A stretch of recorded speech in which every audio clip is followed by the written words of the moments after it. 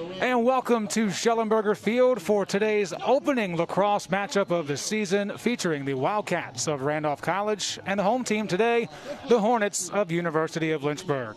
I'm Joe Hutzler, narrating your journey today on the Lacrosse Sports Network, a debut for Lynchburg lacrosse on LSN, and we're happy to have you along for the ride this afternoon. Lots of unknowns heading into today's contest because of how long it's been since these players have been on the field against one another, but nevertheless, here we are, and we're happy to be a part of today's action.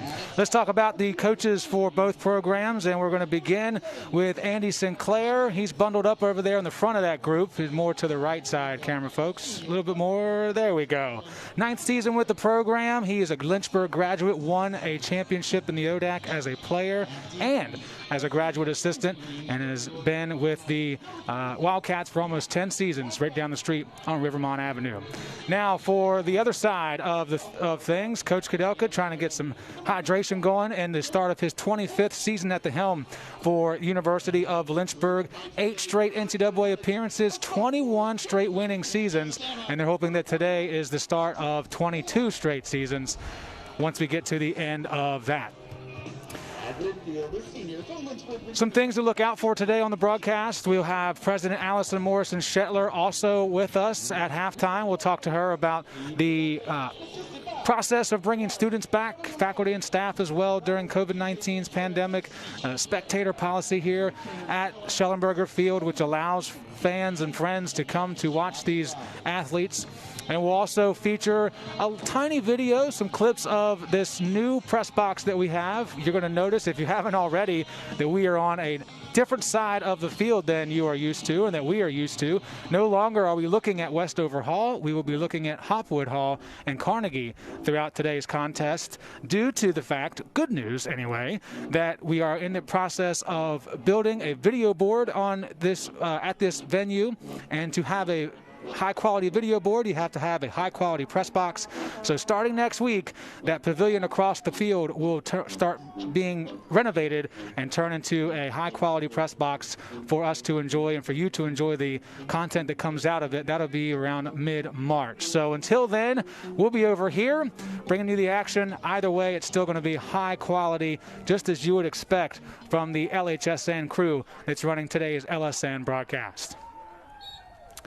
And with the whistle, we are underway. Randolph and Lynchburg. The Hornets have never lost to Randolph, a school that has only been co-ed for the better part of 20 years. Before that, it was Randolph-Macon Women's College.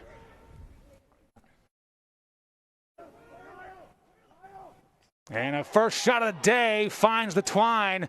Opening goal of the season comes from Mr. Kyle Lewis, the junior out of Sewanee, Georgia. Pots his first of the season.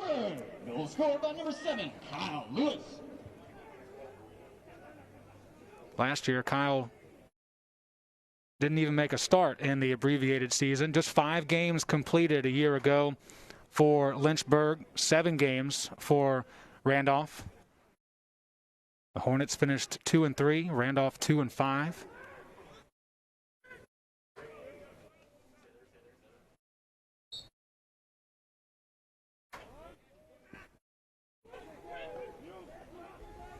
Quentin Ritchie wins the faceoff for the Hornets. We'll see some faces we didn't expect to see again. There's one right there, Colin Dean, who was our guest this week on the Hive podcast, which you can check out at lynchburgsports.com/LHSN/podcast. Some of these seniors, of course, 5th years, losing last season, the majority of it due to the pandemic, so they're getting some extra playing time that they did not expect.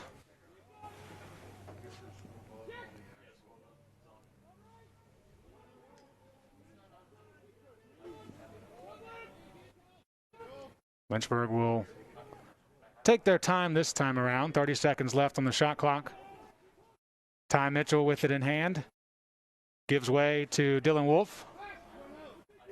Now 20 seconds to go. Brett Rogers thought about it, now dumps it. Cross the crease, and it will get away for Well, it was deflected by Randolph. Good sticks in the middle, so it's not a turnover, but Lynchburg has just 8 seconds to get a shot off. Long pass connects, and that goes off the post into the stick of Ty Mitchell, who buries it for his first of the season. Excellent rebound opportunity, and Mitchell makes it count. 2-0 Lynchburg.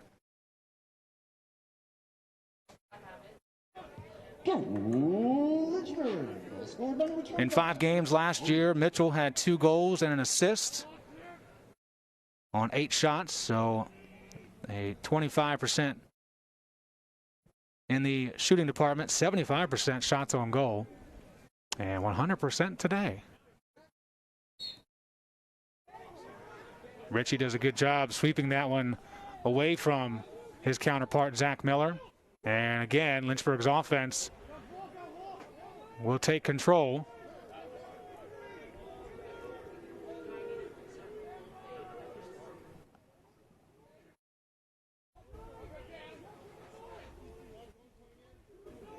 Jack Spears in the midfield with Wolf. Goes goal line extended. It got tipped. And a fight for it along the end line. Randolph will win that one. Nick Petro, the sophomore out of Spotsylvania, Virginia. And now Randolph has a chance to do something on offense. Jack Dolan bumbles and stumbles his way through the midfield line. Chatting with the Lynchburg assistant coaches, talking about how a football game between these two schools might be, these two teams rather, might be interesting. Randolph outweighing the Hornets and also are taller. Got 6'5", 230 guy out there for the Wildcats, 6'3", 215, 6'5", 170.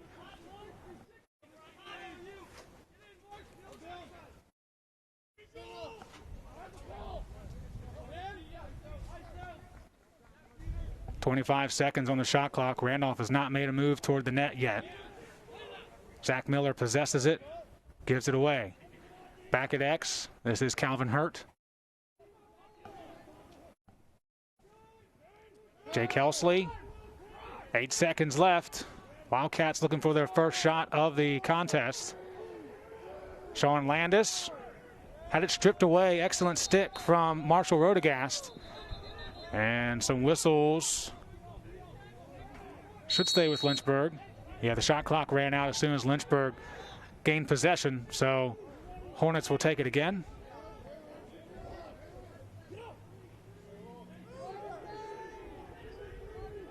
And we got a flag out from the near side official. I think they're looking at over and back for the Wildcats.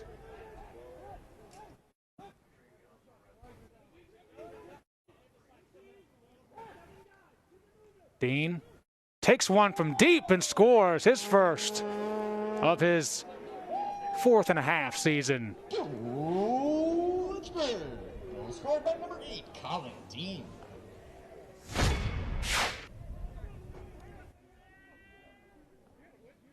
They wave the flag off because Lynchburg did score. No flag on the play.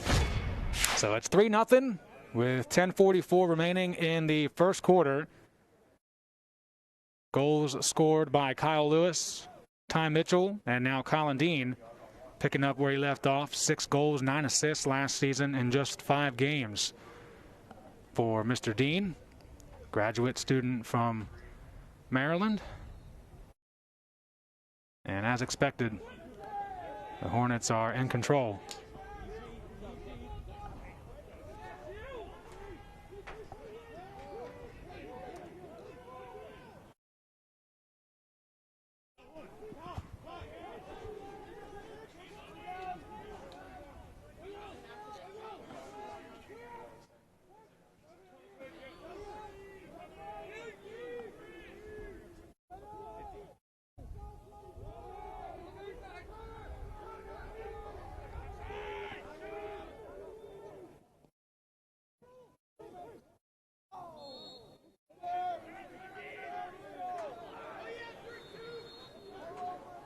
Lewis takes it from X.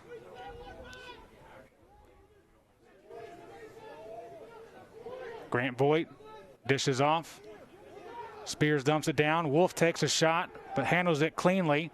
Beautiful move, working inside and finishing over the right shoulder of Doyle was Riley Mitchell. So now the Mitchell brothers with a goal apiece in the first quarter. Riley Mitchell, assist number 10. And that was a thing of beauty, the way he just shimmied past the defense and gave himself an open chance. Check it out again.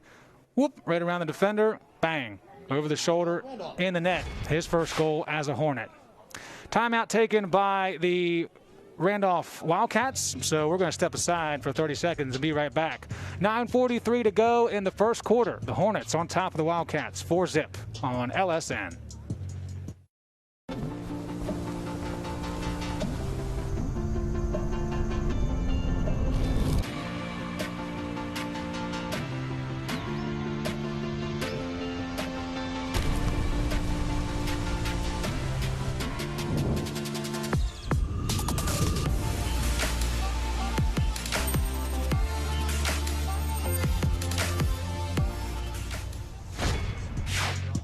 All right, we are back here from Schellenberger Field. Joe Hutzler with you on the Lacrosse Sports Network.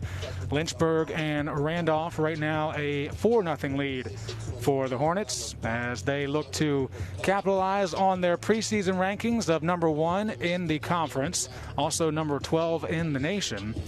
And a bit of a different schedule. If you are a Lynchburg fan, you know that it is a tradition to begin the season with Salisbury. That is not the case this year, but don't worry, the Seagulls are still on the schedule. 2 weeks from now, right here on LSN, high noon on March 6th, they will take on Salisbury. In addition to some other big hitters, non-conference wise, Christopher Newport is on the schedule, but everyone else will be an ODAC opponent. Actually, no, that's not true. They did add Colorado College on April 25th. Coach Kudelka is stressing the importance of having back-to-back weekends, a Saturday and a Sunday, because that's how the NCAA tournament is going to be structured this year. So again, if you know anything about Lynchburg's culture, every season they try to make their schedule emulate what the ODAC tournament will be like and what the NCAA tournament will be like. And this year, even with all the changes, that part does not change for the culture of this program. So the Hornets already expecting to be in the NCAA tournament. They've gone 8 straight times, and they will start the season with what they hope to be a 2-0 beginning. Randolph this week, Southern Virginia next week, and then as I mentioned before, March 6th, 12 p.m., Salisbury comes to town again. As Dean scores again, this time 5-hole on Doyle. And the graduate student, the first with multiple goals on today's action. Looking at it one more time, great view by the camera crew. Bang, not going to stop that speed, especially with no pressure coming from the defense. It's basically a practice shot. You're taking drill shots right there.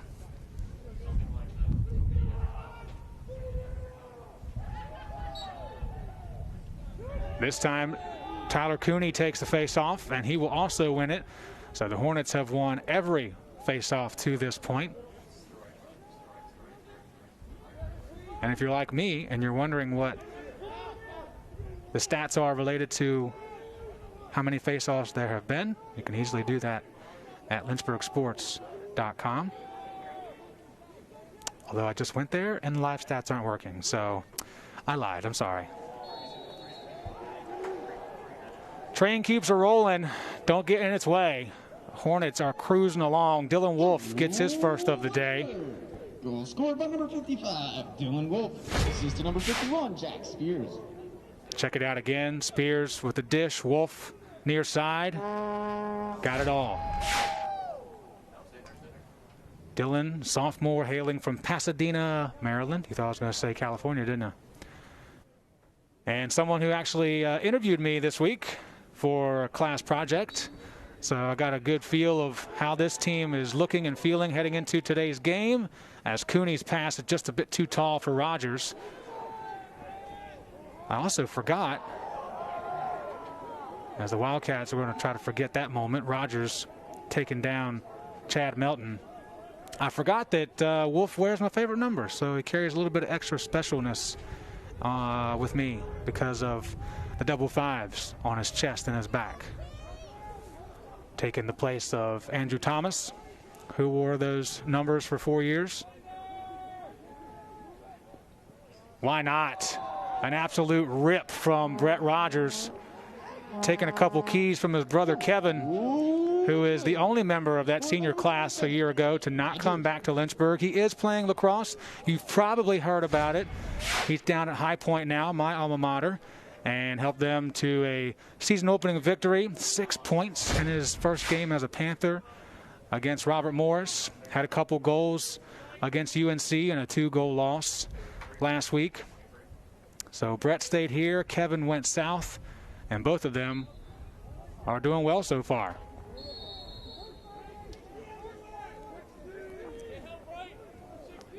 They call Kevin the Flying Tomato now. And I have to admit, I'm a little jealous. I didn't come up with that first.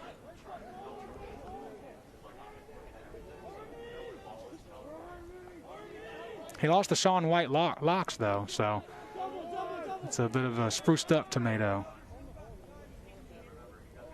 We'll see if the Wildcats can spruce up their offense. It's been non-existent for the most part today.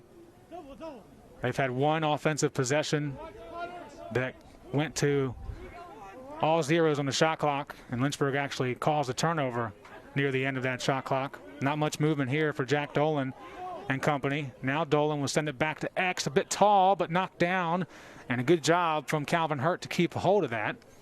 25 seconds on the shot clock. Dolan somehow got that one away, and a big stop. First one of the day for Lynchburg's Patrick Moore. Sophomore from Birmingham, Alabama, getting the start this afternoon and answers the call on the first shot faced. Meanwhile, talk about wide open, and another goalie doing a great job, standing tall with pressure in his face. Chris Arminio couldn't ask for a better place to shoot from, although he probably would have rather had a shorter stick in that situation. But either way, William Doyle will gladly take it. That is, I believe, Doyle's first save. Yes, it is. Look up at the big board. A save apiece for each team. 10 shots for Lynchburg, just 1 now for the Wildcats. And a 7-0 lead in the first game of the 2021 season. New set of attackmen and midfielders for the Hornets. This is Ryan Kenny. Delivers it to Parker Dixon. Now Trammell Robinson coming back for his 5th season. Gives to Kenny, and Ryan Kenny capitalizes on the open space. A junior out of Hingham, Massachusetts. Becomes the 7th different Hornet to score in the first 9 minutes. Quick work by the crew. Check it out again. Kenny just had his man on his heels. Gets around Tom Staller and takes advantage.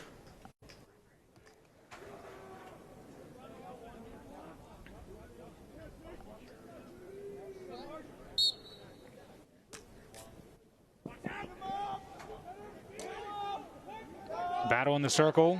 Lynchburg prevails. Long stick, driving, losing it.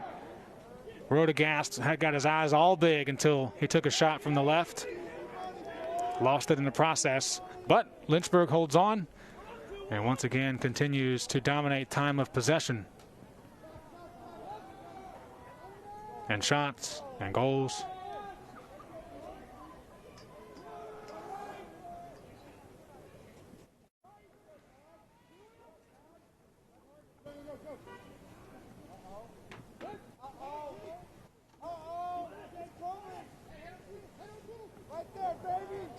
Beautiful work for this Lynchburg offense.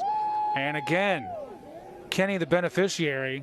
But Kenny's got to score it too. It's one thing to get a great pass. You also have to put that one away, and he does for his 2nd goal in 60 seconds. Check it out one more time. Nice pass across the middle.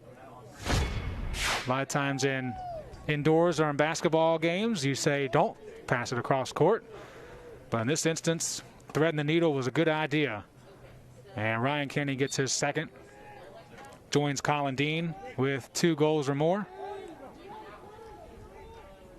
We'll continue to see some fresh faces along with some old fogies here in this first quarter. Attack stays the same for the Hornets. Robinson, Kenny, and holding the ball now on the far side is Jake Rust, freshman out of Windham, New Hampshire.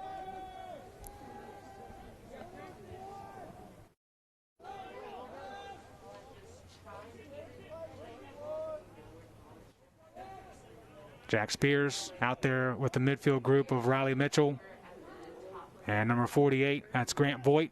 A lot of acknowledgement and excitement about what 48 and White can do this season. And he's out there right now with a great line. He's seen a lot of goals being scored by his fellow Hornets. And there's the first one for Trammell Robinson, who was second on the team last season to Kevin Rogers through those 5 early games. Had 14 goals, 4 assists for 18 points.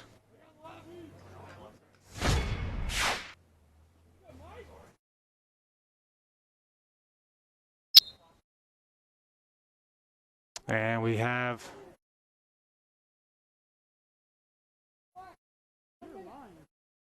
a 1-minute penalty that was for Jack Dolan. He came. Penalty on Randolph's number 33, Jack Dolan. That'll be a 1-minute penalty, released at 3:26. I didn't see or hear what the call was.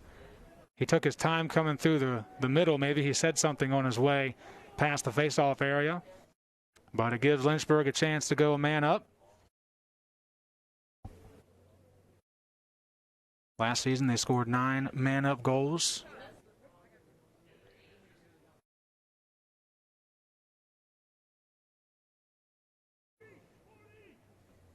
Seven of those 9 last year came from Brett Rogers and Nate Schaefer. Not the names you expected to hear.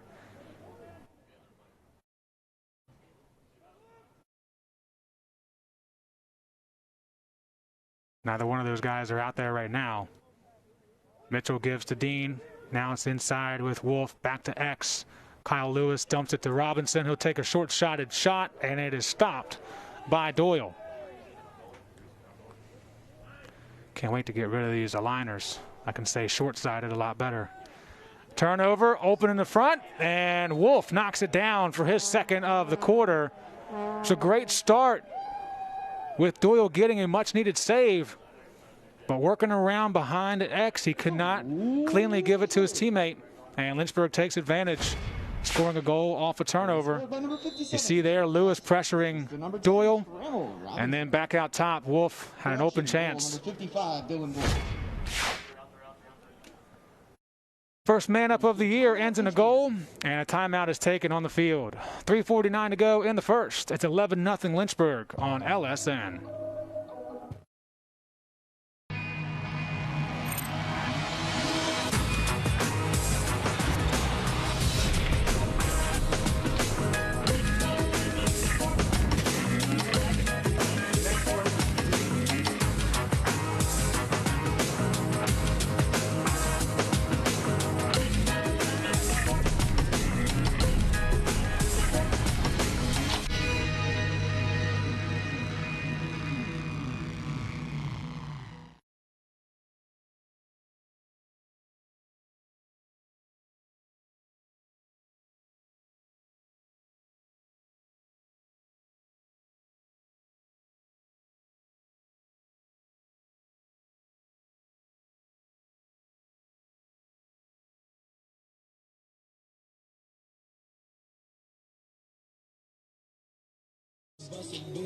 Well, so far, it's exactly what we expected on paper. Doesn't always work out that way, but right now, Lynchburg having no problems with the Wildcats. 15 shots today, 11 goals for the Hornets. They've got a save from Patrick Moore on the only shot taken by the Wildcats, and 2 saves for William Doyle. Lynchburg will be back in action next Saturday when they take on the Knights of Southern Virginia.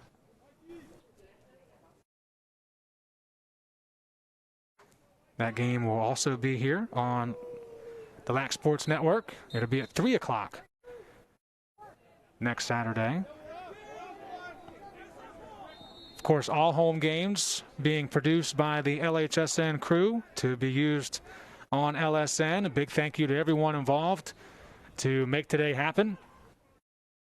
If you scan through the other games on the schedule today on LSN, well, you're probably thinking about turning them on at this point. We hope you don't. Maybe you can open up another tab. But you can see that we're in pretty good company related to the rest of the schedule. Never hurts to be on the same list as Duke and Towson.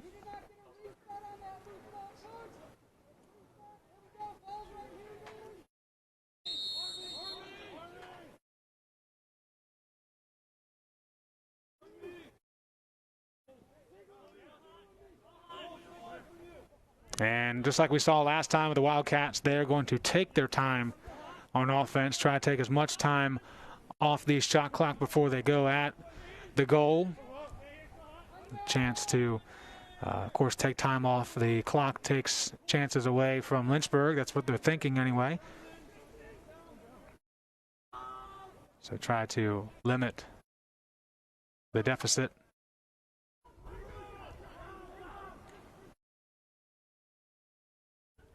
Dolan works his way down that right side. And dangerous pass here. It's going to be an easy scoop up for Chris Darminio.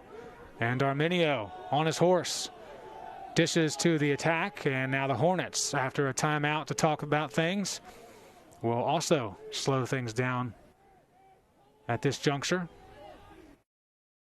Got a new attack group. Ian McCarthy in 53. Now back at X is Riley Flores. And we've also got Garrett McNulty.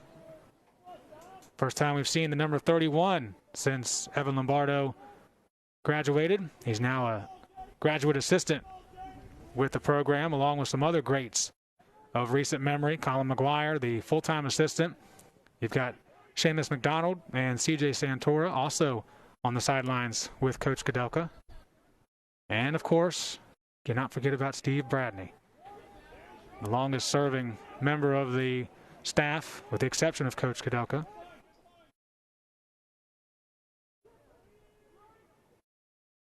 Under 20 seconds on the shot clock. You can see that on the score bug at the bottom of your screen. Good work by some folks behind the scenes, not being seen today by your eyes, but doing some great work to get us in a good position where things are running smoothly so far.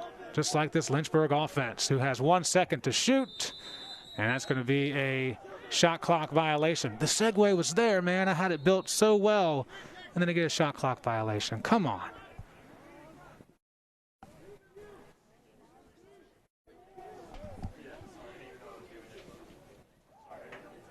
Pretty good check.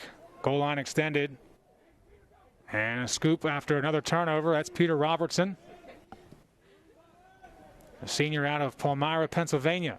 Will bring it in and dish it to the attack. We'll see if Lynchburg tries to speed things up this time after that disappointing possession with nothing going on.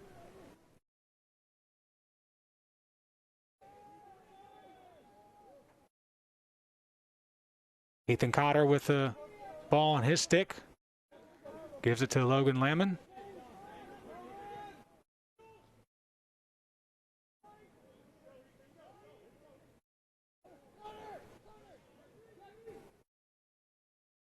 Nils Holland and number 49. Also a newcomer to the Hornet culture. Freshman out of Rhode Island. As the horn sounds, the first quarter is in the books. All Lynchburg as expected, 11-0 after 15 minutes.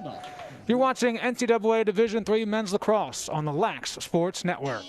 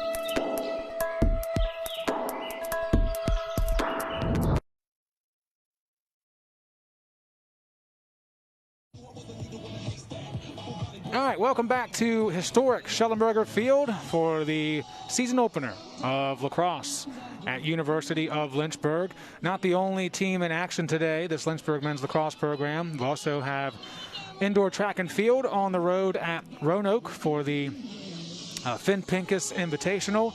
And we're also looking forward to seeing what baseball does in their first game of the season. They've got a doubleheader against Greensboro College in Asheboro, North Carolina. Tomorrow it's going to be in Greensboro. I don't know. I got an email said they were moving locations, and I was just glad that it didn't say they were moving it to here because we have enough going on today. But if you want to check out those scores, you can always do that, of course, at lynchburgsports.com. That baseball team, they were top 3 picked in the ODAC preseason poll. A very good chance that team could be there playing for the in the final series of the ODAC tournament. Coach Jones has done excellent work in his first 3 seasons since coming back to his alma mater. Well, speaking of excellent work, Lynchburg's offense has done that and then some. They have completely outplayed Randolph to this point. And the stats show it. The scoreboard shows it. 11-0 after one quarter. They have won every face-off except for 2 out of the 10 that have been taken now.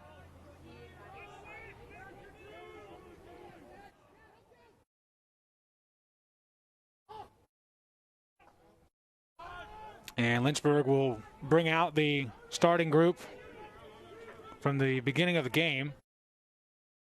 You see Ty Mitchell, Brett Rogers, Colin Dean out there as well, Kyle Lewis. All guys who have scored. Dylan Wolf's on the field as well. The only man still waiting his turn is Brooks Poley, who has the ball now. 5th-year senior, down to GLE, back to X. Here's Wolf looking inside. It wasn't there. Maybe it was. They just want to take more time off the clock. Now there's less than 10 seconds to shoot, so see if they kick it in gear or they're content with just a shot clock violation. Yes, sir, they are. And yes, ma'am, too.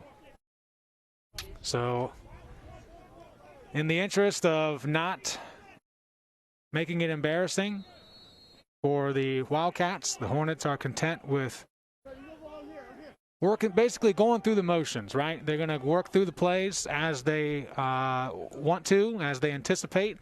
And instead of making that pass to Kyle Lewis on a cut on the inside, they're going to just work it around. Now, what's the call here? Because Lewis certainly had a chance to shoot, and team orders are in effect. For those motorsports fans out there, you know what that means, as they will pull it back, and they will relax. Of course, Lynchburg will make some changes in the midfield, get some new guys out there. Spears out there with Riley Mitchell and Grant Voigt. That's a second line midfield group Lynchburg starting with.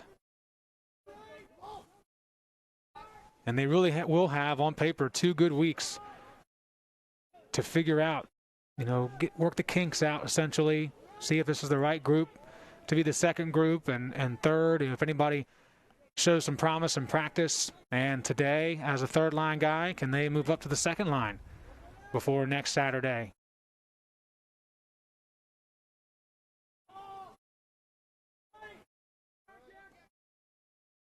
Under 15 to shoot. Again, as I mentioned, Lynchburg content with taking the clock down, getting as many touches as they can. And that will give it back to Randolph, give them another chance to work on their clear game. It was a turnover just a few moments ago. I mentioned the word practice, which, isn't everybody's favorite thing to do, but I did talk to Dylan Wolf this week, and he mentioned that practices have been more competitive than they were a year ago, and some of that stemming from the fact that you've got guys coming back who, if you're a sophomore or you're a junior, you're thinking, you guys aren't supposed to be here. You're supposed to leave last year. Give me a spot. Leave that spot open for me. But that didn't happen. Thanks to COVID, you got some heavy hitters back with Lynchburg. Tyler Gallagher, Tremel Robinson, Colin Dean, to mention a few. Pierce Bauer, of course, as well. So in that sense, you've got some guys who are trying to win the spot that was supposed to be vacant, trying to outdo guys that are coming back to be in that spot, to not leave it vacant. And Mr. Wolf said it's been a very hard-pressed, tough-nosed practice. A lot of grit every single day. Guys aren't good enough. They're over there playing wall ball with themselves, trying to build character before they get out there against the top-line guys. And if you know anything about Coach Kudelka, you know that that's got to be a fun practice for him. He's got plenty of leverage, and that's never a bad thing.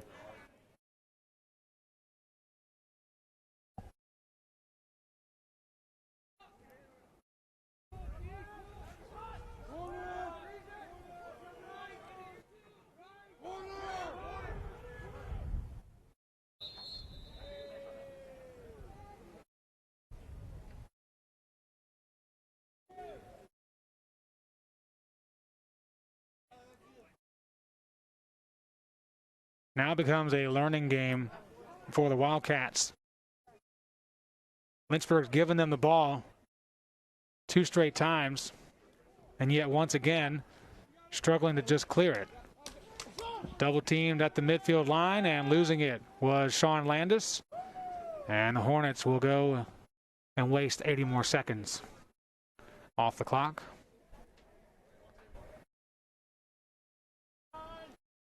Now, this is not a great selling point game for our new workers at LHSN.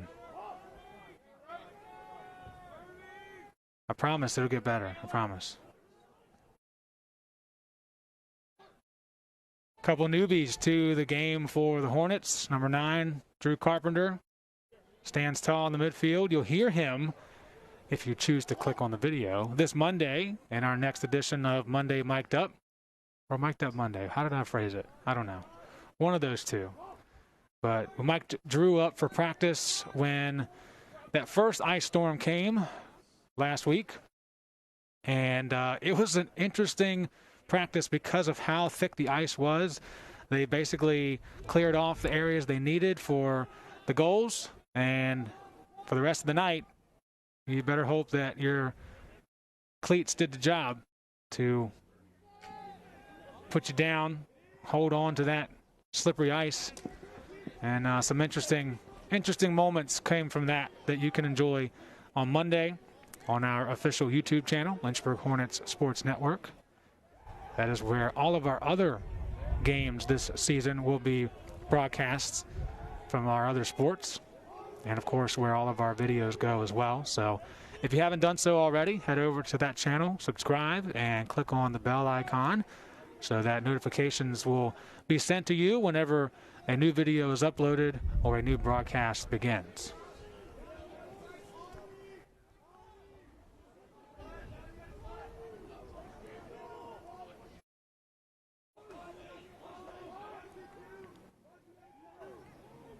Today is event 1 of 36 live events on our calendar between now and May 2nd. So there is plenty of you to enjoy, plenty for you to enjoy on YouTube and LSN. The cool part for Lynchburg men's lacrosse, too, is that they're able to work out a full 17-game schedule, which is not the norm here in 2021. And 10 of those 17 are here at home. So lots of great action coming your way on LSN. We told you about Salisbury on March 6th.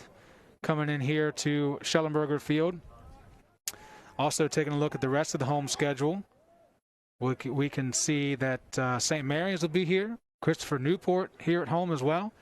Got a doubleheader April 2nd, April 3rd. I don't know if that's not really a doubleheader. It's just back-to-back days. Against WNL, the second game, which will not count as a conference game, but will count as a great game nonetheless, against the Generals on April 3rd. Under the lights of Schellenberger Field.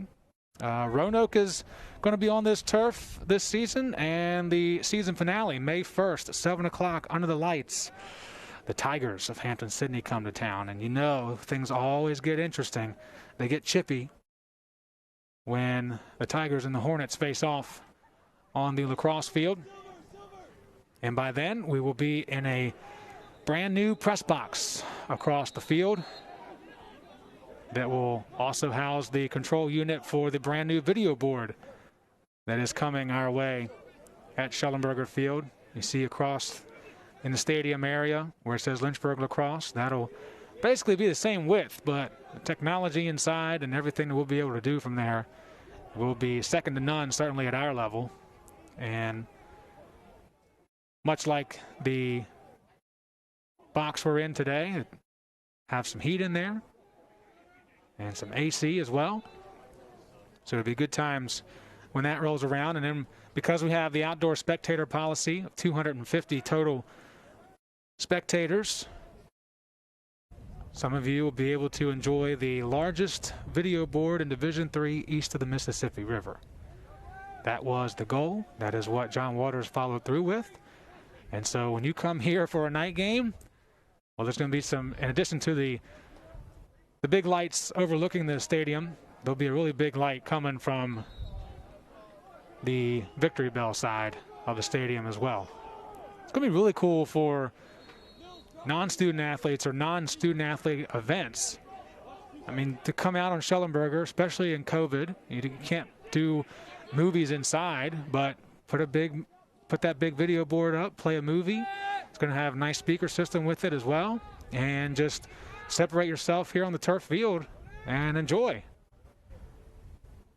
Hang out in the balconies behind us in Westover Hall, where two of our cameras are today, the two highest cameras. You can probably tell which ones those are.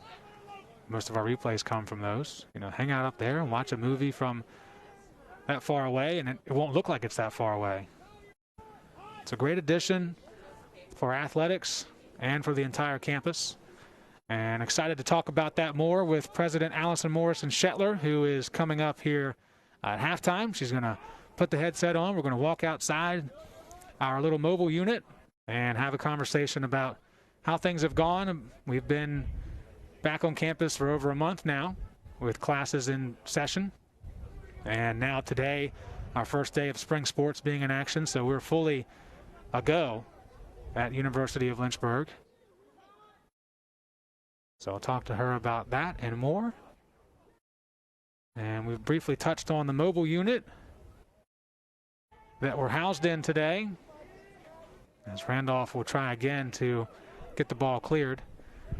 We'll show you some pictures of the process of that being built and being brought up here last night. Our camera folks don't get to enjoy it, but the three of us that are in here, we're loving it.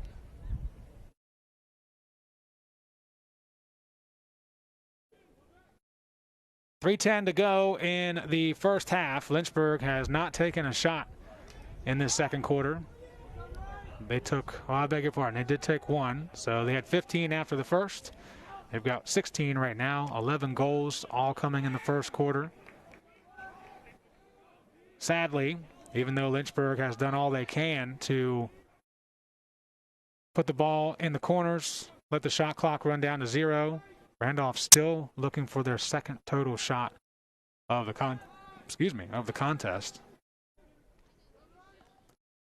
We will make mention that Lynchburg did change their goalie between quarters. Tyler Hadley, the sophomore out of Summit, New Jersey, is standing between the pipes.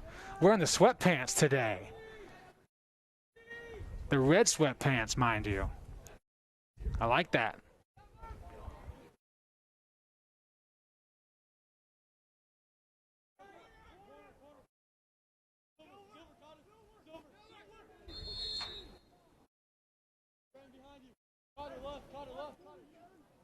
Two minutes remaining in the first quarter of action. When we go to halftime, we talked about the interview with the president. We'll also take a look at some highlights of the first half, which will be heavily pulled from the first quarter. It will be interesting how the second half goes. If Lynchburg will open up the box a little bit more, whether that's the third or the fourth quarter. I don't think it'll be both, but would expect to see a lot of the young guys playing in the second half more prominently as that whistle went against Lynchburg.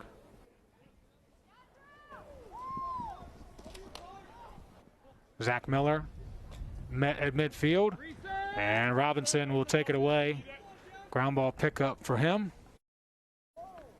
and can run the clock out for the first half if he chooses, or if the team chooses to do so.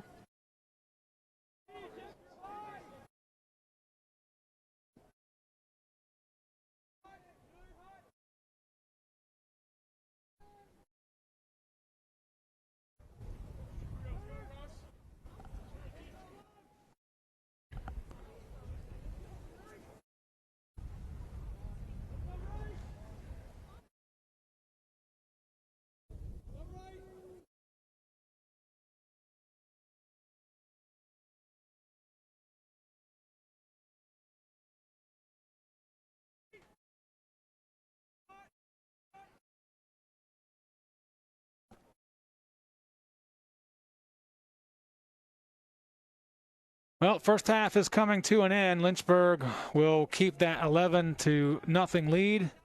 16 shots for the Hornets, 1 for the Wildcats. I think that was an attempt on a shot there. The first time in a while. 3 saves for the Wildcats, William Doyle, and 1 for Patrick Moore. 30 minutes in the books, all Lynchburg here to start the season at Schellenberger Field. You're watching NCAA Division III Men's Lacrosse on Lacrosse Sports Network. We will head to halftime with a look at the athletic training facilities here at the University of Lynchburg. Don't go anywhere. We'll be right back.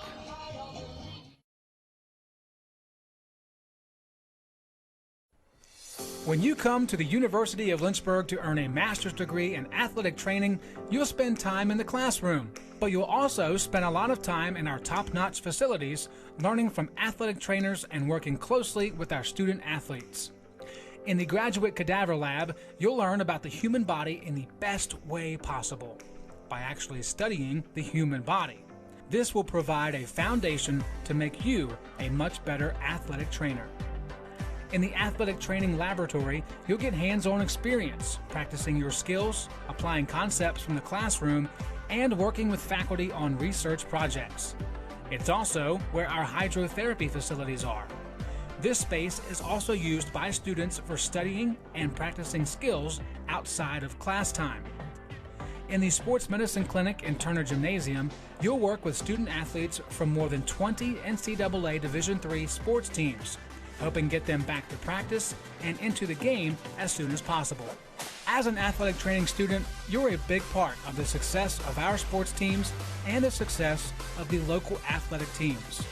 We see this relationship as a win-win situation. You learn, and that helps us win.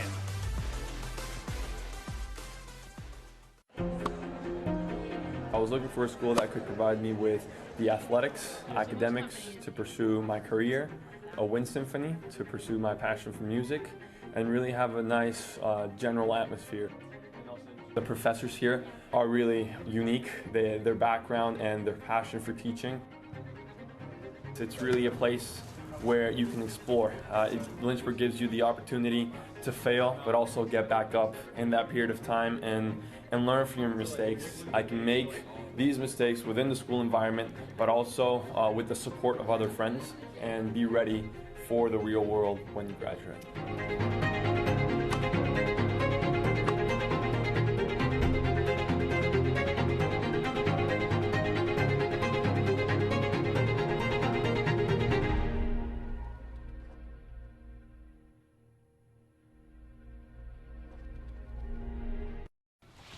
Hi, Mara Willis. How are you? Pretty good.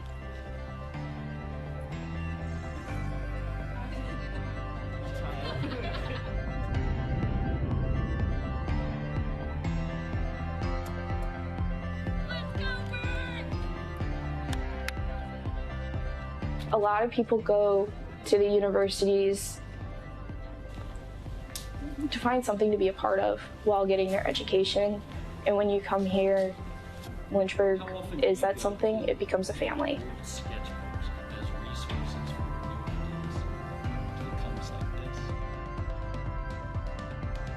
It doesn't matter how long ago you had your professor, they still remember you and they remember all of the hard work that you put in. They're always there for you and they always want to do the best that they can to help you succeed. Here you learn how to love one another regardless of what's going on or what you believe. You leave here better than what you came in. It's what the school's really good at doing.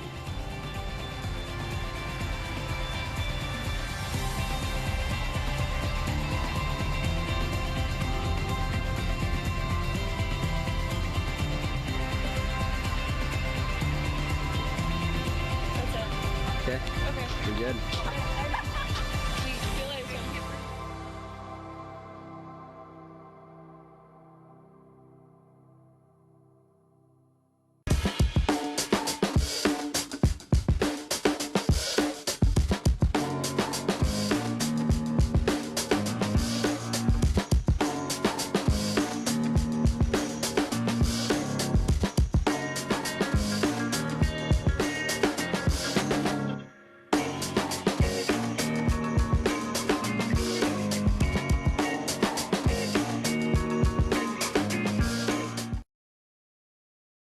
Look what you're missing!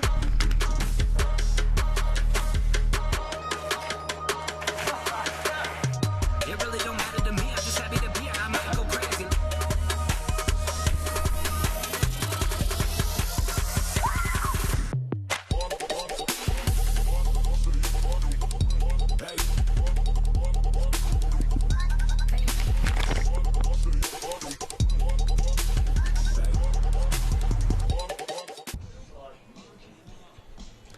Welcome back to Schellenberger Field, where the Lynchburg men's lacrosse program is in control. Here at halftime, 11-0 is our score.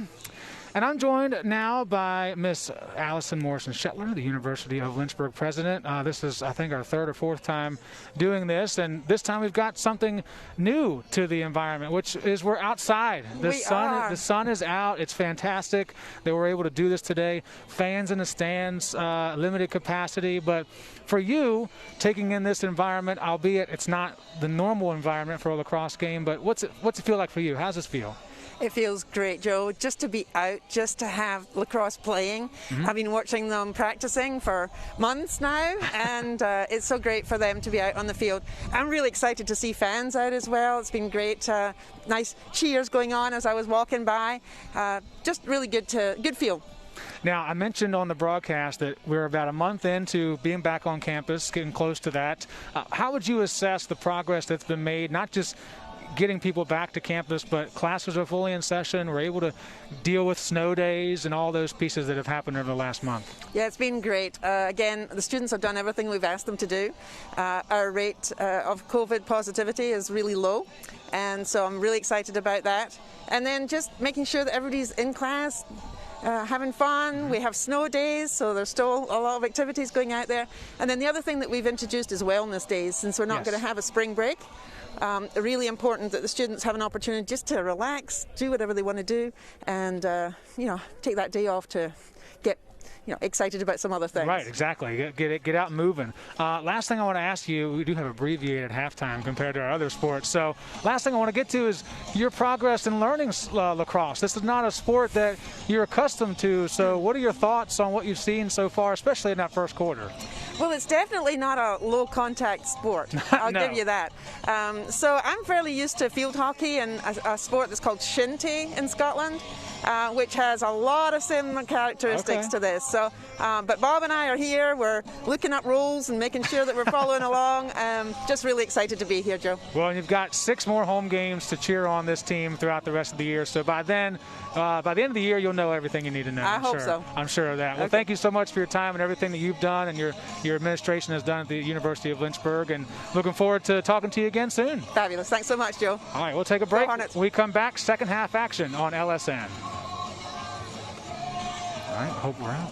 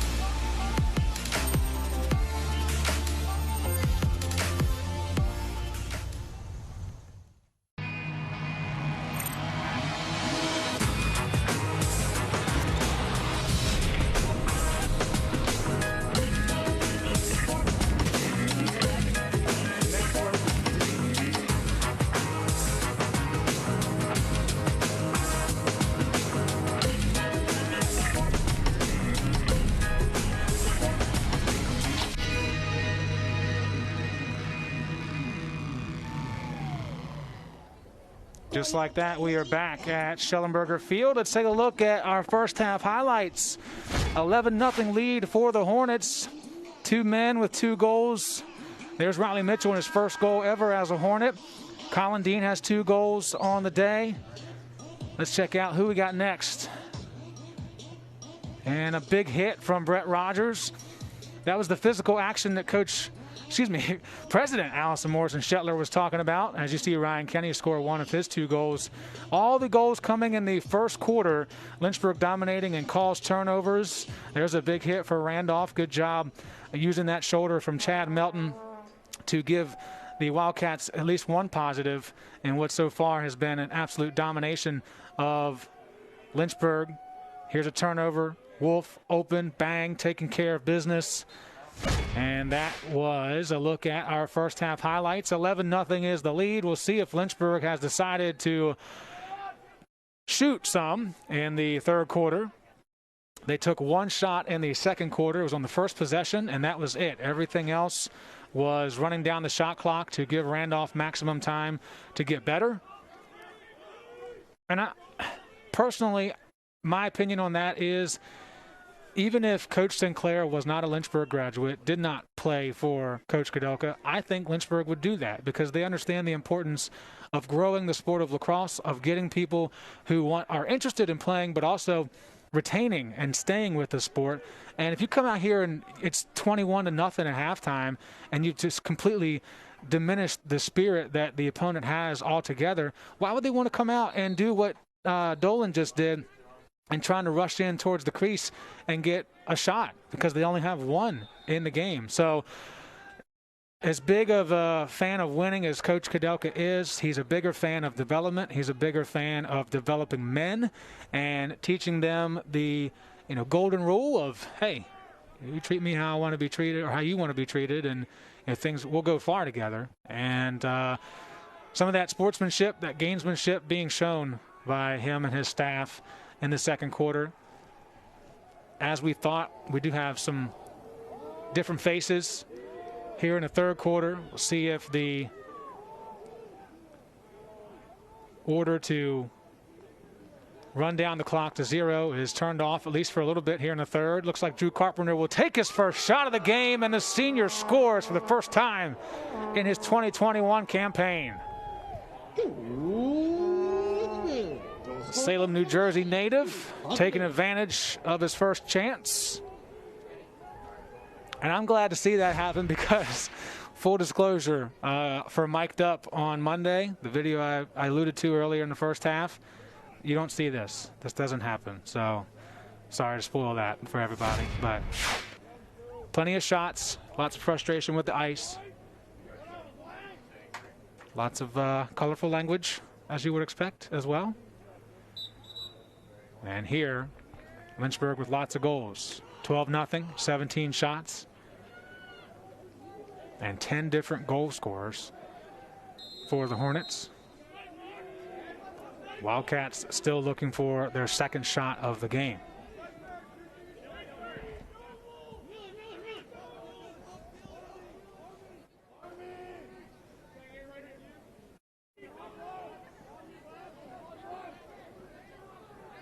Good check at the midfield line. Frank Jobko putting in the work in the weight room, showing off in that moment. Wildcats will retain possession, but they'll hurt a little bit more.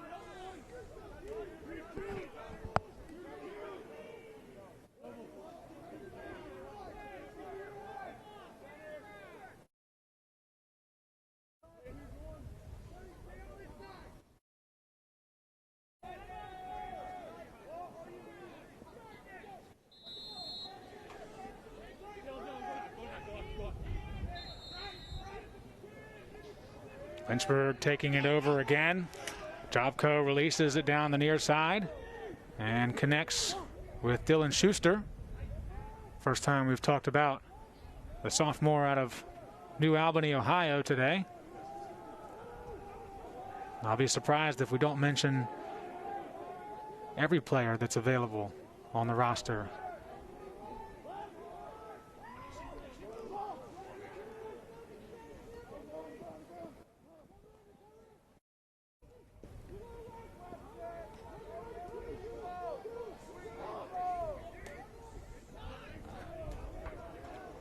Midfield group is Logan Lehman. And, well, I won't even get around to all of the midfielders because Nils Holland felt like scoring his first goal ever as a Hornet. Scored by number 49, Nils Holland. The Lynchburg native, who's got some fans in the stands today supporting him, didn't have to come far to the stadium. Played his high school ball at Virginia Episcopal School, VES, as it's known in the area. And there is Mr. Holland's first goal as a collegiate athlete.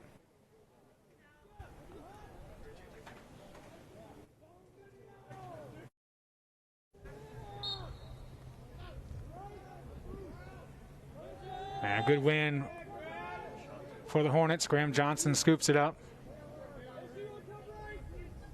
At halftime, the face-offs advantage was 9-3 in favor of Lynchburg. 8 of 8 on their clears at halftime. Randolph 5 of 13 with 14 turnovers to Lynchburg's 7. Some of those numbers have been updated since then. Speaking of updating numbers, the score has to be updated again. As we get our first goal, first look at Grant Voigt and what he can do. Dylan Wolf told me about how good he looks as a freshman, and that was backed up by the assistant coaches as well. And he snags his first goal ever as a Hornet. Gets some congratulations from upperclassmen.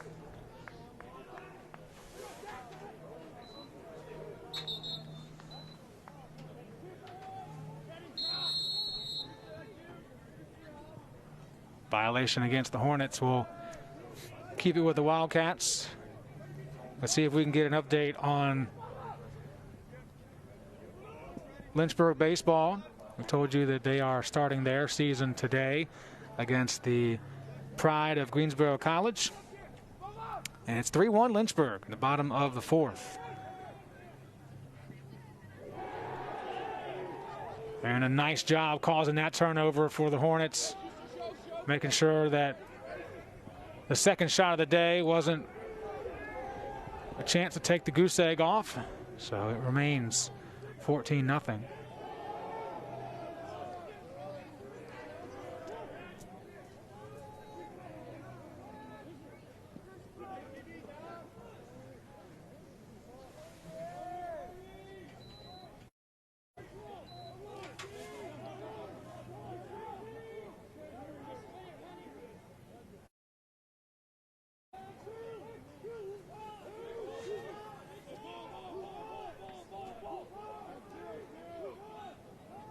Lehman, Cotter, and Holland, midfield group. Jacob Rust had to give that one up. Long shot from Lehman that's stopped by William Doyle. 4th save of the day for Doyle. Getting pressured now from behind by Robinson with the clean steal. Excellent stick from 10 and White. And Doyle slams that right cleat against the post. Don't get too mad at it. Sometimes you need that to be your best friend.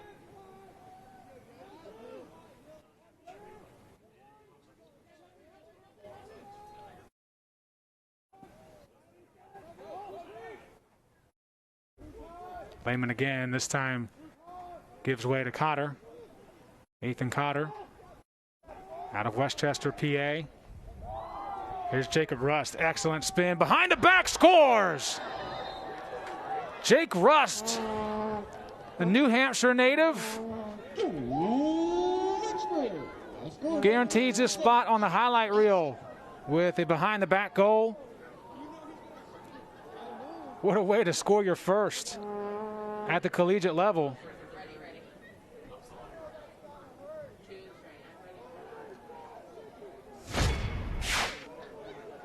Watch it one more time.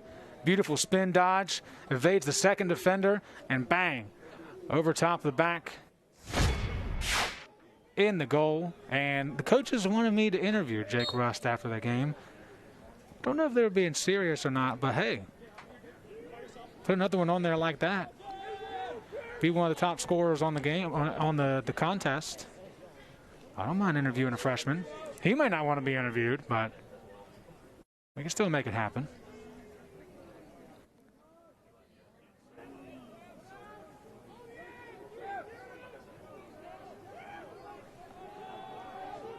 So far today, we've talked a lot about the Lynchburg schedule. I do want to mention the Randolph schedule while we're at it, as this is their first of 2 road games to start the 2021 campaign. They'll be at Averett on Wednesday of next week before they welcome the Monarchs of Methodist University, and then hit the road to take on William Peace and the Pacers at 7 o'clock on March 6th. And then from that point on, it's all ODAC opponents for the rest of the year, finishing with a home contest against Roanoke on May 1st. All of their information can be found at randolphwildcats.com.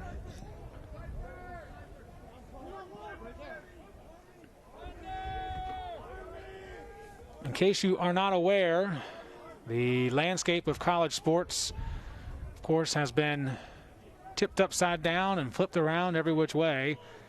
And we're talking about this being the first day of spring sports in action. Tomorrow's the first day of fall sports. That's right.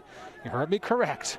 Fall sports starting tomorrow, which when it comes to soccer in Virginia, it's more traditional to play this time of year. One of the few states in the country to have their high school soccer played in the winter to springtime.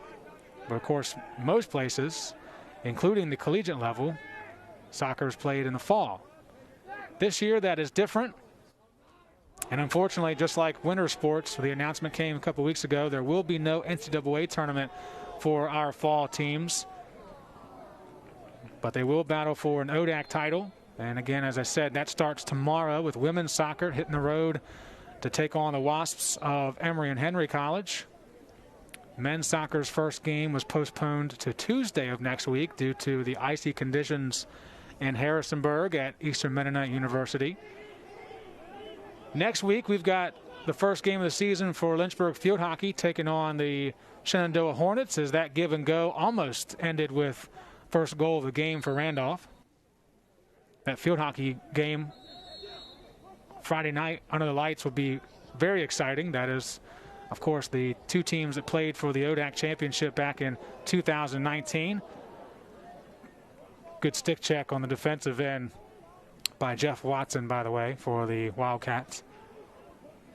Keeping that shot away from the net from Dylan Schuster. And for Lynchburg volleyball, they'll be starting next week as well on the road. And so the odd 2020 to 2021 season and, well, general year that we're all experiencing continues. That's, of course, why we have 35 more events to stream starting tomorrow, with Lynchburg softball battling the Pride of Greensboro College at 12 and 2 p.m. But we're going to be there. Might not always be at the level that you're seeing today or that you're used to from the LHSN crew. But we will be there. And fortunately, as we've mentioned a few times, there is an outdoor spectator policy that allows 250 people per venue to enjoy the games in person. So that's good news as well for those that generally do make the trip. Unlike volleyball and basketball, who, from our perspective, it's kind of nice. The viewership numbers are through the roof, but certainly we know you'd rather be in stadium. In this stadium, Lynchburg offense continues to control things. Nils Holland with his second of the quarter and of his young career. Scored by number 49, Nils Holland. We'll take another look at it here in a moment. You'll be able to see, just worked his way down the right alley. Shot over that left shoulder of William Doyle. Well, we won't get to see it, but I just told you what happened. You saw it anyway.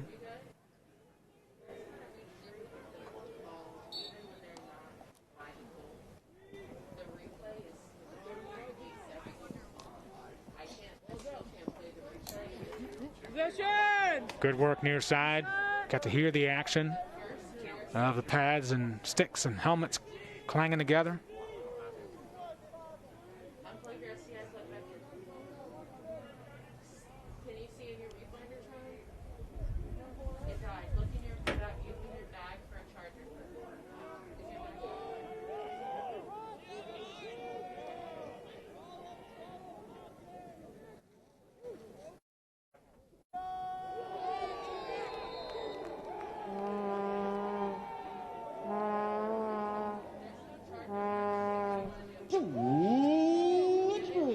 Scored by number 31, Garrett McNulty.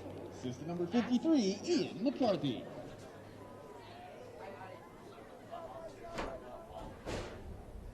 Garrett McNulty with his first goal as a Hornet. First goal in a couple years for that number jersey.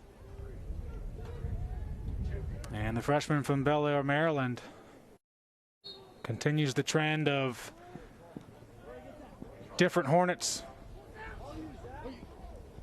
scoring today. Good work by the long pole of Freddie Sposato, keeping that one cleanly in Lynchburg's possession on the near sideline. And as I kind of thought, the third quarter is more of the first quarter in terms of letting things open up. And Lynchburg is taking advantage, scoring 6 goals in this third quarter with 3:12 remaining. We'll see if they revert back to their second quarter team orders and not putting a shot on in the fourth and final 15 minutes.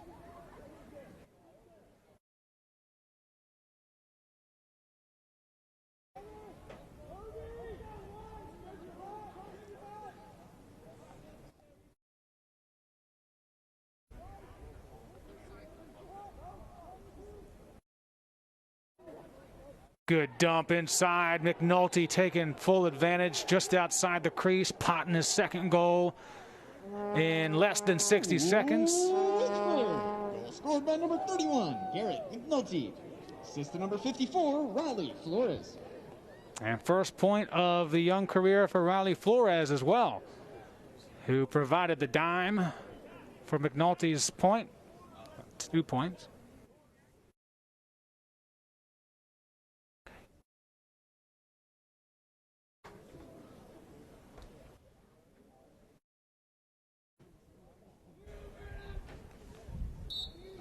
Second of McNulty's 2 goals is what I intended to say, but got distracted. Apologies for that. And this one is tipped off the grass and over top. Dylan Schuster continuing to try and be welcomed inside the goal party. Just outside on the porch still.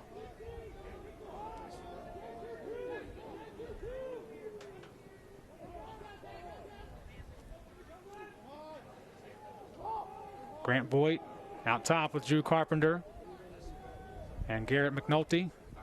McNulty gives way. It's Parker Dixon. Dixon and Carpenter seem to have a pretty good bond in practice, typically on the same line together. 2 seniors, 2 traditional seniors on this team.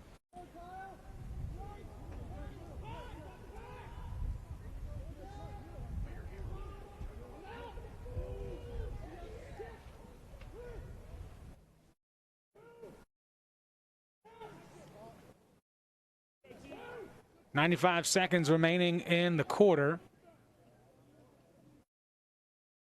Lynchburg may just run this shot clock down and be some foreshadowing of what we could expect and should expect in the fourth quarter. It looks like that's what they're going to do.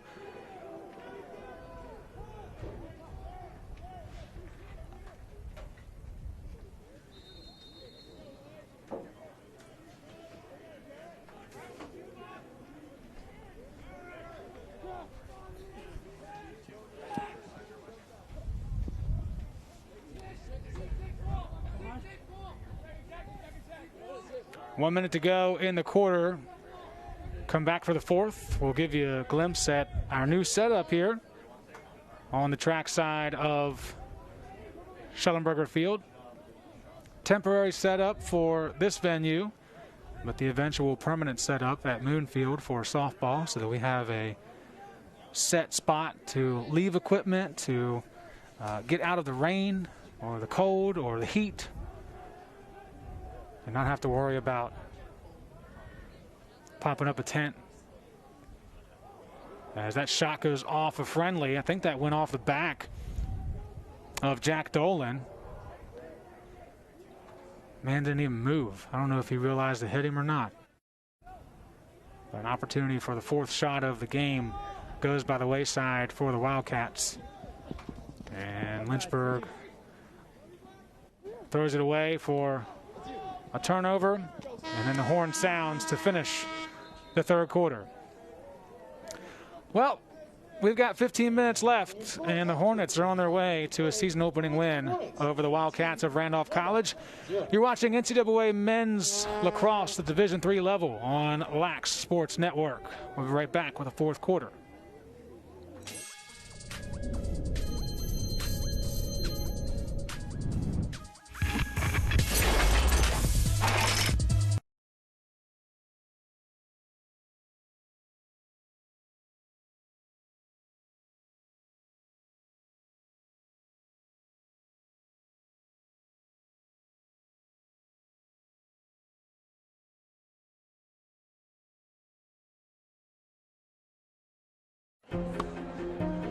I was looking for a school that could provide me with the athletics, academics to pursue my career, a wind symphony to pursue my passion for music, and really have a nice general atmosphere. The professors here are really unique, their background and their passion for teaching. It's really a place where you can explore. Lynchburg gives you the opportunity to fail, but also get back up in that period of time and learn from your mistakes. I can make these mistakes within the school environment, but also with the support of other friends, and be ready for the real world when you graduate.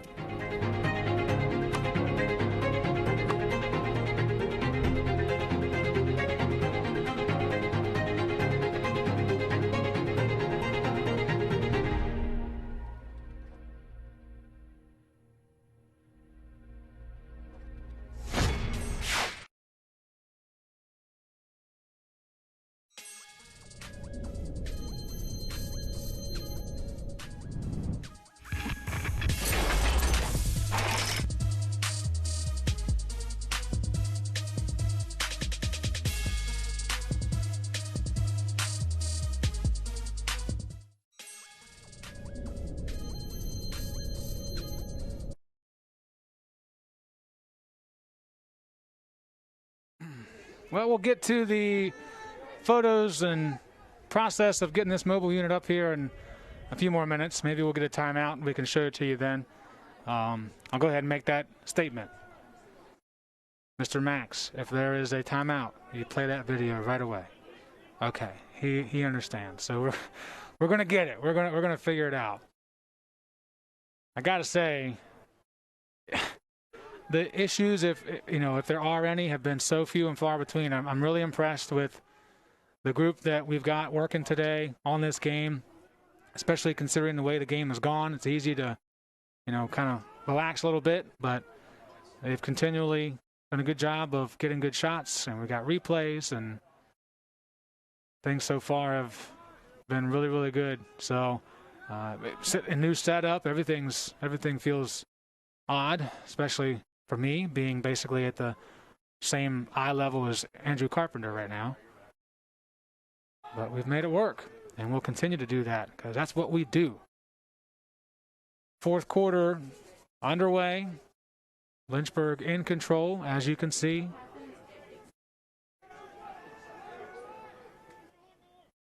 Good spin, and as you can tell, with no shot coming off the stick of Grant Voigt, that the second quarter orders are in effect for the fourth.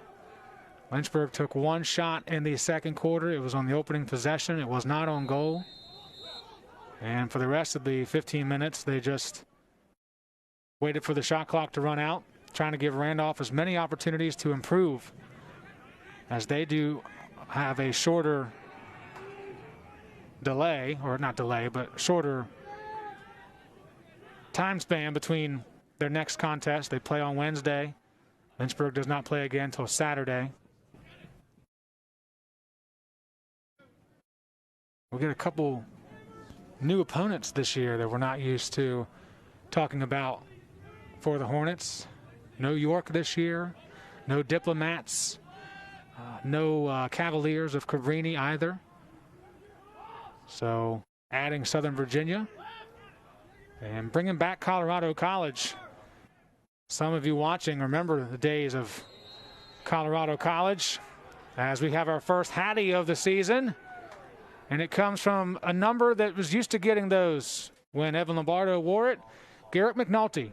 And his freshman campaign begins with 3 goals. Scored by number 31, Garrett McNulty.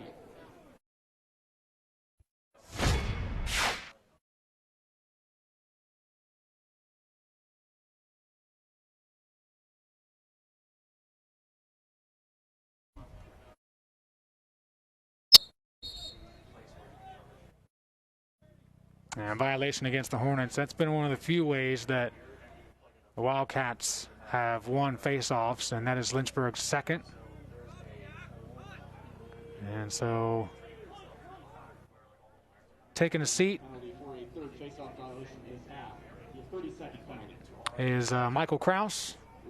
That's the third, I beg your pardon. Has to be the third and a half. So, third violation penalty of the half is the 32nd technical penalty.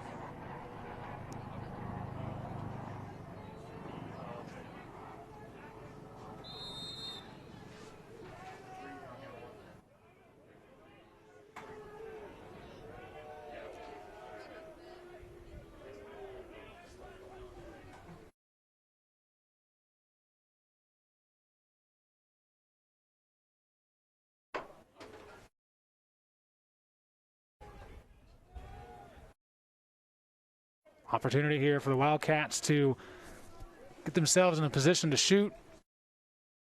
Maybe even pick up a goal in their first game of 2021. Now the penalty is over. Man up is over. That shot never got through. Second one didn't either. 2 blocks by that defense for Lynchburg. Graham Johnson as well as Frank Jobko out there for the Hornets. And in transition, it's an easy one. Assist goes to Flores, his second of the day. And the goal will go to number 53, Ian McCarthy. Check it out one more time. Great work at midfield. Long pass ahead. Flores, yep, easy 2-on-1, bang. McCarthy with his first. And a 20 spot for the Hornets.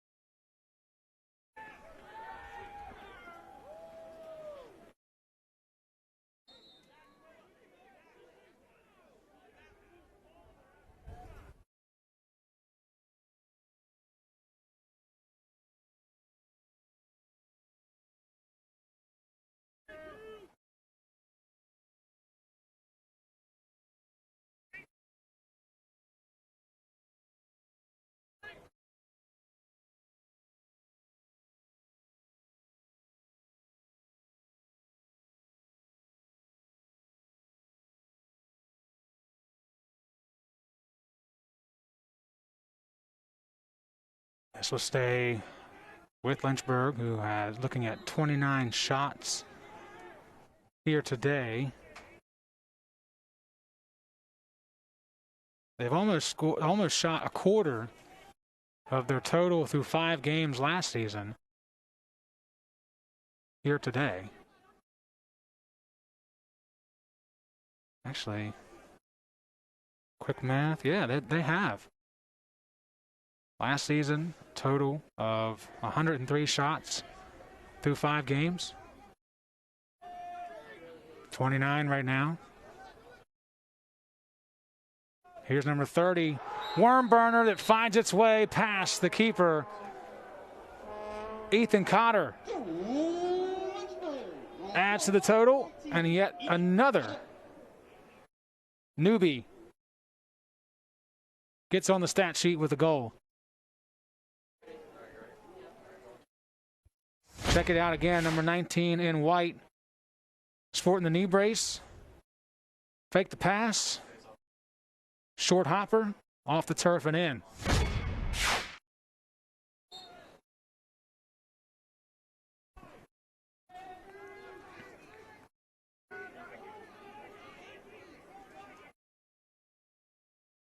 Twelfth meeting since 2009 for these two programs. Lynchburg has never lost.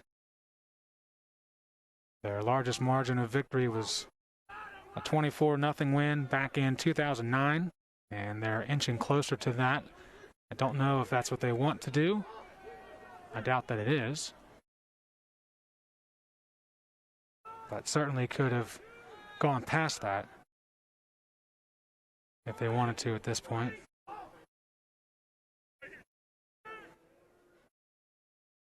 Didn't play last year, of course. Lynchburg only got one conference game in those first 5 games, but they did play in 2019, a 25-1 win that night at Schellenberger Field.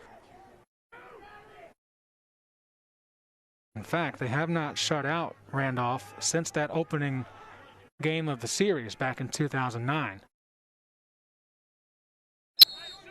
I'll turn this one over to the Hornets. Less than 10 turnovers for the team today. Always a plus. One thing that you'll be able to see and have been able to see, you probably noticed it already from that high view that we're showing you today, is the lack of bench for Randolph. Check it out over there. There's no depth for this Wildcats team, and that certainly hurts when you're in a situation where you need chances, you need goals, but you can't get your tired legs off the turf. Meanwhile, Lynchburg has run 4 different lines today on both ends of the field, 3 different goalies, including Zach Phillips, who's in the net right now for Lynchburg.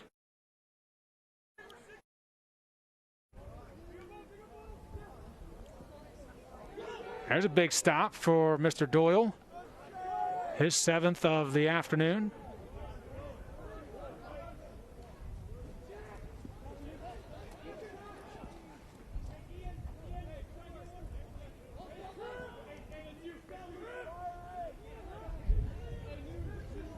(28 of Lynchburg's 32 shots have been on goal. Doyle stopping 7 of those.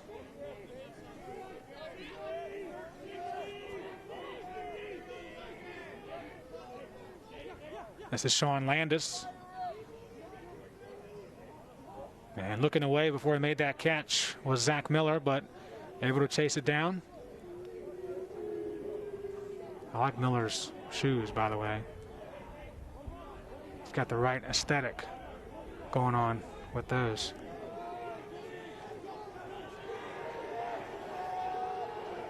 Lynchburg's bench getting hype about Ethan Cotter stepping out on the big man to give him a few checks. Now more traditionally, Jeremy Johnson's out there. And then calls turnover, scooping that one up. Steve Ulrichs.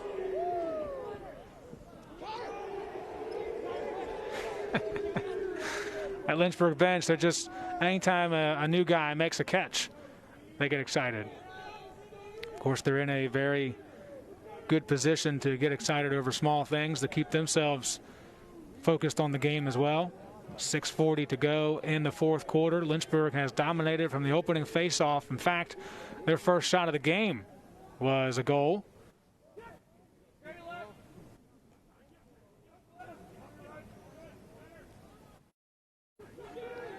The 33rd shot of the game is not a goal. Big stop again, second time around for William Doyle, senior out of Louisville, Kentucky, getting some work today that he hopes to prepare him, help him when they battle Averett on Wednesday. Another young program. I think it's their 3rd year, if I'm not mistaken. I think last year would have been their 2nd season full-time.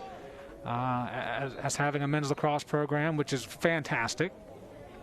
Could play into Averett University trying to become a member of the ODAC as well. In case you did not know, Emory and Henry is leaving Division III altogether and moving up to Division II. So starting next year, none of the Lynchburg teams will be playing Emory and Henry. And by the following year, they will be a full-fledged D2 institution. And so that leaves, as in most conferences, a football problem. And you want to try to replace that team with a school that has a football program, and Averett certainly has the best chance to do that for the ODAC, considering they're only an hour south of here in Danville, Virginia. And another goal for the Hornets, another goal for 53 in white. Ian McCarthy with his second of the day. Scored by number 53, Ian McCarthy. Assist to number 54, Riley. And Riley Flores with a three-point spot in his first action as a Hornet. 3 assists for number 54. Nice wraparound finish for McCarthy.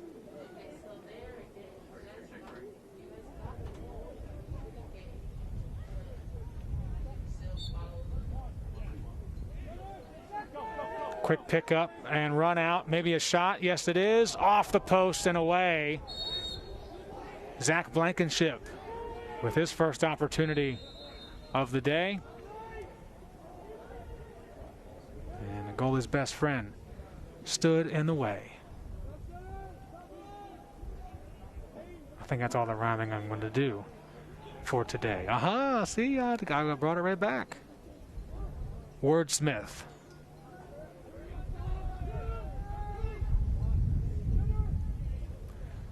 I don't know if anyone watching is laughing at all, but no one in here is laughing, so obviously I'm not that funny.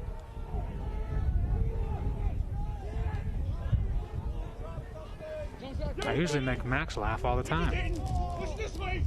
He thinks I'm crazy.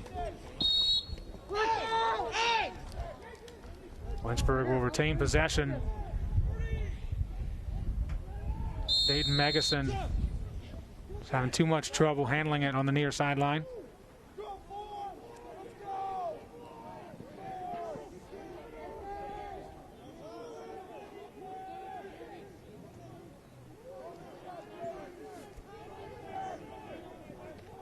That's Calvin Hurt, and that's another turnover. Nice check from Jeremy Johnson, another Lynchburg native. Getting a lot of playing time today on the defensive end of the field.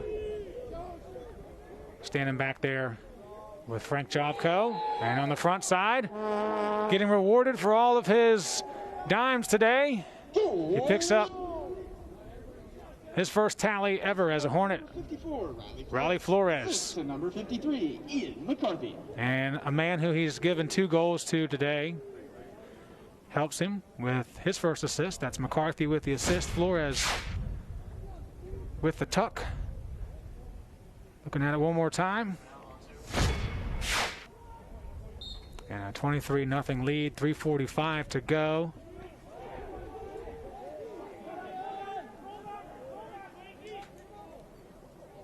Almost breaking through that defense. Good job, C.J. Berry of the Wildcats, swatting that one down.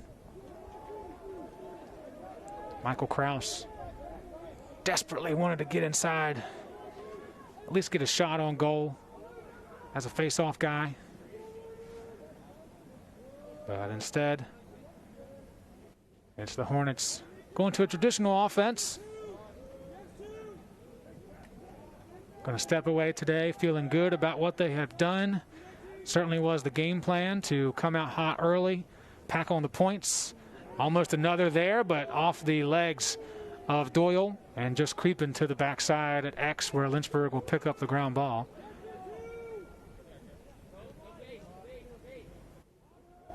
Good work by Cotter.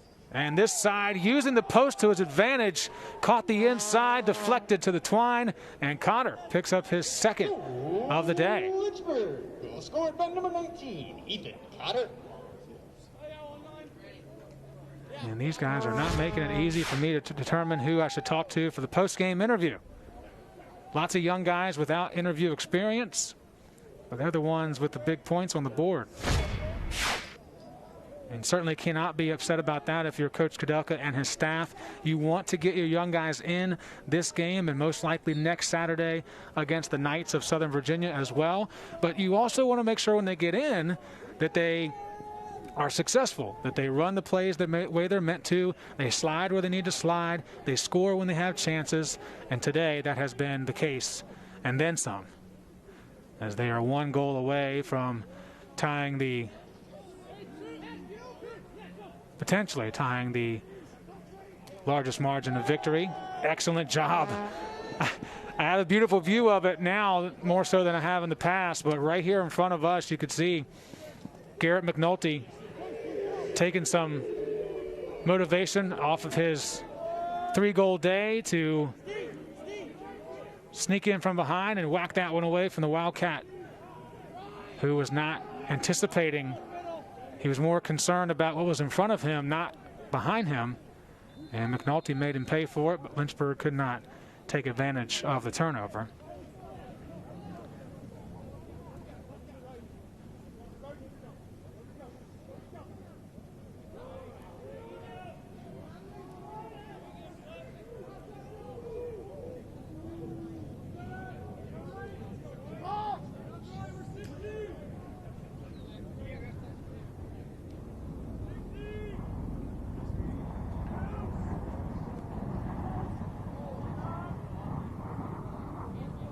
Just a few ticks over 60 seconds remaining in this one. Lynchburg on their way to start the season at 1-0. Randolph will fall to 0-1 before they gear up to head down to Danville and take on the Cougars of Averett University on Wednesday at 5 p.m. Lynchburg will wait another week and welcome the Knights of Southern Virginia to Schellenberger Field at 3 o'clock next Saturday. Taking a quick look at the team comparison, Lynchburg out-shooting Randolph 43-5, 37 shots on goal for Lynchburg, 13 saves for Mr. Doyle of the Wildcats.